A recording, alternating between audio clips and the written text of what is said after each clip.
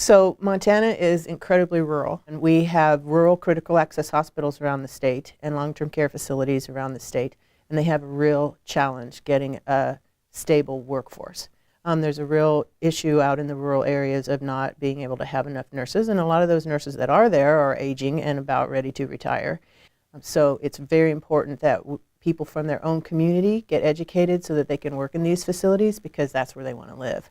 Trying to recruit someone into one of these really small towns is incredibly challenging. So we have to make education available to people in these areas.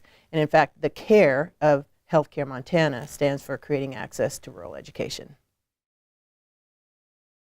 We redesigned the nursing program so that it would have a practical nurse program and a registered nurse program and a BSN completion program. And we reduced each of those by 1 semester so that people could get out into the workforce more quickly, even if they did have to go away to go to college.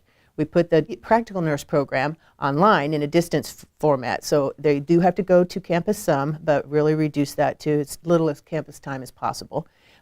We then also changed our BSN completion program. We reduced it by 1 semester and also put it all online. So the beauty of that is that those that have an RN and want to become a BSN, they can actually work as an RN while they're completing their BSN. So they can continue to earn their salary even while they are getting their higher education, and they can do that in their own community.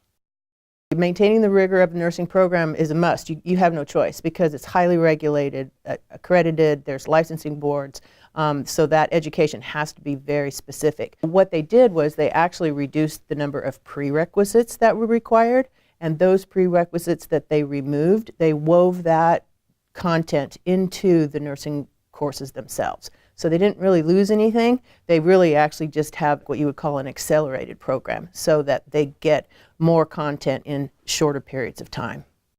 The other thing that we have done that is really important and was also very employer driven was we created healthcare apprenticeship programs in Montana for the first time. And these are registered at the state level and the national level.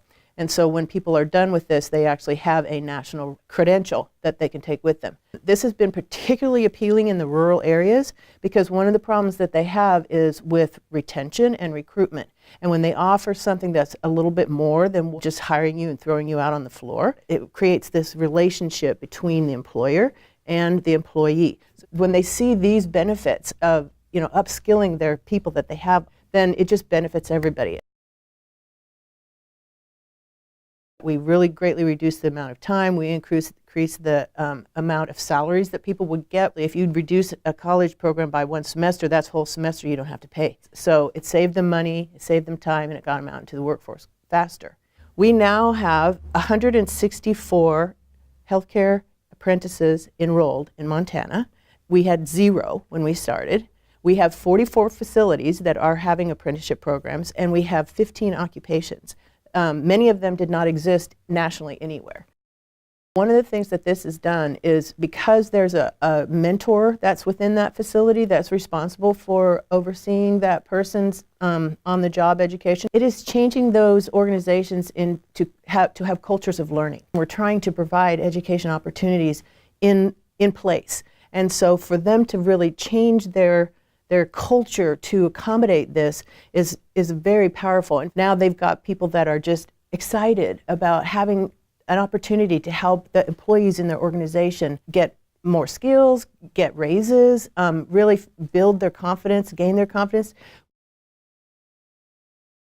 So one of the ways that we really got the nursing programs and the employers involved was that we asked employers to serve on the committees that were working on redesigning the nursing curriculum.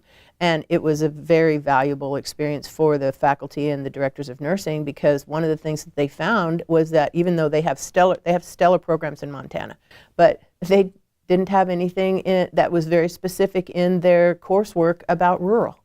So they were like, whoa, right, we need to fix this. And so through that kind of communication, they realized, oh, we really need to be asking more of employers, okay, what are your needs? And they really realized, and are realizing more and more, just how fast healthcare changes out in the field, that they've got to have that communication with the employers to really know what needs to be tweaked here and there, that everything is up to standards not only by the regulators but also by what is required in the field. Now the employers are begging us for curriculum that we just haven't had time to develop. So it's been a really win-win for everybody.